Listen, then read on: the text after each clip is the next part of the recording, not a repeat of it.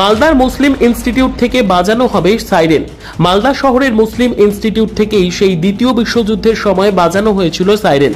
৭১-এর যুদ্ধের সময়ও বাজানো হয়েছিল, এবার আবারও বাজানো হবে বর্তমান ভারত পাকিস্তানের যুদ্ধের কারণে। যেহেতু মালদা জেলা ভারত বাংলাদেশ সীমান্ত এলাকায়, এখনো জেলার 18 কিলোমিটার কাঁটাতার নেই। বারবার উগ্র মৌলবাদী জঙ্গি সংগঠনগুলির সদস্যরা করিডোর হিসেবে ব্যবহার করেছে মালদাকে। নদীপথেও বাংলাদেশ থেকে ঢুকে পড়া যায় মালদায়, এরপর নদীপথে সহজেই যাওয়া যায় ঝাড়খণ্ড, বিহার বা ঝাড়খণ্ড হয়ে সড়কপথে নেপাল যাওয়া যায় একাধিক রাস্তা ধরে খুব সহজেই। আর সে কারণেই জাল নোট, অস্ত্র, মাদক পাচারের পাশাপাশি জঙ্গি অনুপ্রবেশ এই মালদাকে ব্যবহার করেই এসেছে। এবারে সে কারণে বর্তমান যুদ্ধের আবহে মালদায় তীক্ষ্ণ নজরদারি রয়েছে। সব রকম ভাবে সরকারি আধিকারিকদের প্রস্তুত থাকতে বলা হয়েছে। তৎপর সিভিল ডিফেন্স। এবার মালদা শহরের মুসলিম ইনস্টিটিউট থেকে আবার বাজানো হবে সাইরেন। তবে এছাড়াও আরো 4 জায়গা থেকে সাইরেন বেজে উঠবে। মালদা জেলা আদালত, দমকল এবং রেল ও পুলিশ লাইন অথবা মালদা সংশোধনাগার থেকেও বাজবে সাইরেন বলে প্রশাসন সূত্রের খবর।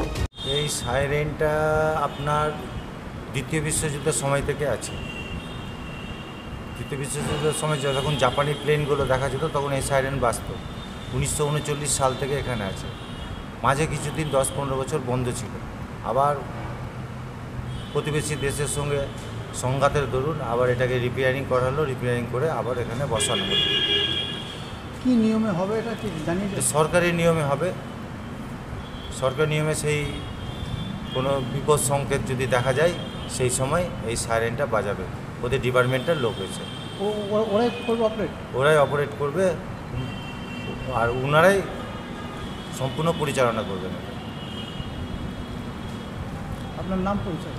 আমার নাম ববি আহমেদ, আমি মালদা মুসলিম ইনস্টিটিউটের সেক্রেটারি। হ্যাঁ, দেশের স্বার্থে আমাদেরকে সব কিছুই করতে হবে। এই দেশ আমাদের মাতৃভূমি, আমাদের যা যা করণীয় তা তা। Bureau report, news for Bengal.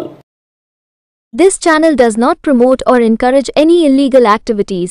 All contents provided by this channel is meant for educational purpose only.